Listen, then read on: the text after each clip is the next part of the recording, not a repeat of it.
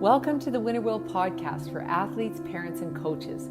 I'm Giselle Kruger, creator and founder of the Winner Will, where we help elite student athletes perform under pressure in sport, school, and life.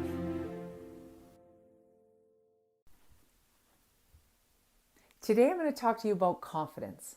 Sports psychologists say for athletes who are able to sustain high levels of performance under pressure, 20% of their success has to do with the physical part of the game, and 80% has to do with the mental and emotional part of the game.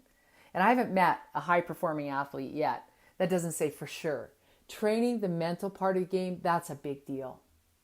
You know, a few summers ago, I went to Japan with the University women's volleyball team as part of their preseason training. And so there we are in Japan. After a couple days of training, we're preparing for a match with the university team. And I was standing off to the side watching.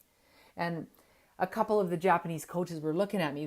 I think they were curious about my role with the team. And I mean, I was there, they could see, but I never touched a ball. I wasn't carrying the med kit. I wasn't involved in every timeout. I was observing. And so eventually they came over and asked me, "You are a sports psychologist?" I said, "Well, no, I'm not a sports psychologist. I leave that to the PhDs of the world." So they kind of looked at me a little bit puzzled, as if to say, "Well, what are you doing here then?" I said, "What I do is help athletes perform well when they have to, when it really matters, like in the heat of competition." He said, "Oh, so you are a performance coach." I thought to myself, yeah, that's what I am. So I said, "Yes, I am a performance coach." He says, "How you do that?" I said, "Well, that's a very good question, isn't it?" That is the question. What is it that allows some athletes to compete with confidence, perform under pressure, and get the job done when it matters most?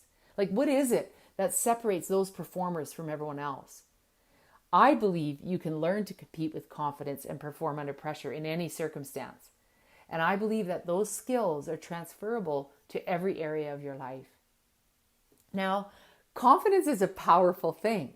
It's an intangible quality that can make or break you as an athlete. I mean, when you have it, you're unstoppable. But when you don't, even the most talented athlete can crack under pressure. And no one can just say to you, "Be more confident." Confidence isn't something you can just muster up or wish into existence. I mean, you can try, but eventually, when the pressure's on, what you truly believe about yourself will be exposed. That's because confidence is something that grows and expresses itself from the inside out. Confidence is simply belief in yourself. And in order to truly believe in yourself, you need to know yourself, really know yourself. Like, what makes you tick?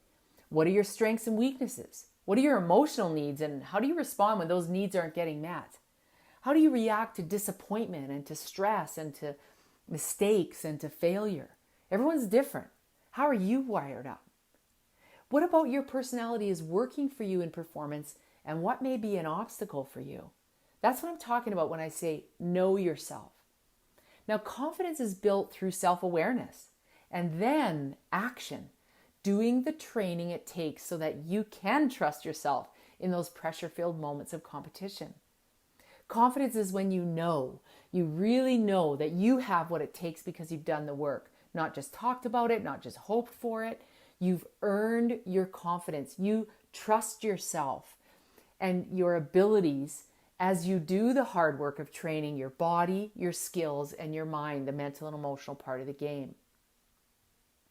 Well, I'm in my office one day and I get a call from a parent who I had heard about the work I do with elite athletes. And she says, "I need you to see my daughter, like today." So I asked her, "Well, what's going on?" She said, "My daughter's having a meltdown. She wants to quit the sport. She's only 14. So I said to her, "Okay, I'll meet you in the gym and let's see what we can do."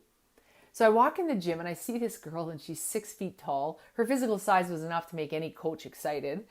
So I run her through some drills, and within a few minutes, it's obvious she's got all the physical attributes of an elite player. She's coordinated, she's agile, she's quick. So I asked her, "What's the problem? Like, what's going on for you? Why are we here?" She just looks at me. Her face turned red. Her mom began to answer, but I continued to direct my questions to the girl, and I said, "Well, how long have you been playing?" No response. She looks down, still red in the face. It was painful to watch her struggle. Like, she was essentially unable to speak to me. So I backed off. I looked at her mom, and her mom says she's not getting much court time, and when she does, she's tentative. She makes a lot of mistakes. She spends most of her time on the bench, and when she does get on the court, things just go from bad to worse. She said she's completely lost her confidence. So I looked back at the athlete and I said, well, I can see why you're having a meltdown. You're a developing player. You have to make a lot of mistakes. It's very hard. And she just looks at me, big tears in her eyes. So I said to her, look, I believe I have the solution for you. I believe if you want to deal with this, you can. I told her, I'll do this work with you, but you're going to have to work as hard off the court as you do on the court. And when you do this work, when you do this mental and emotional training, things will go well for you. She looks at her mom. She looks back at me. And then I asked her, are you in? And then she spoke, yes. So we worked together. She did the work on the court. She did the work off court.